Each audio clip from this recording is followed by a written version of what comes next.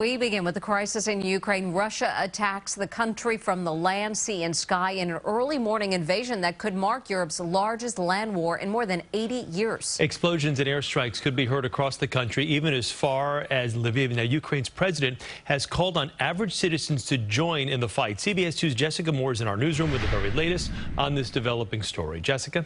Chris and Mary, more than 40 Ukrainian soldiers and at least 10 civilians are confirmed dead, and many more are wounded as the around-the-clock attacks from Russia continue to devastate the sovereign nation. The airstrikes and missile attacks started just before dawn. Russian jets hitting key targets in Kyiv and other major cities and bombing airports. Ukrainian border guards took this video of Russian military vehicles crossing the border into Crimea. This Ukrainian woman says, "I'm alone at work. Where will I run? Where will I go? Please tell me." Warning sirens blare across cities where thousands of civilians are fleeing to bomb shelters like this subway station, now packed with women and children. Others are trying desperately to escape the country. President Putin spoke on Russian state TV moments before the assault, saying Russia had launched a special military operation with the goal of demilitarizing Ukraine. Putin also threatened the West with the greatest consequences in history if it intervenes.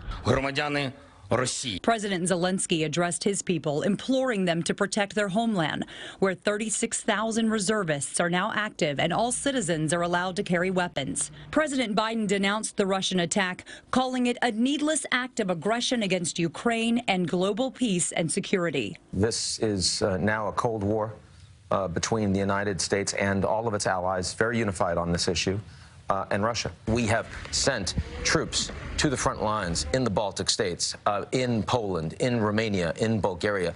NATO is now going to have functionally a border right up against a hostile Russia-controlled Ukraine. Political scientist Ian Bremmer called Russia's move a turning point in global order. What Putin is saying is that this country is mine.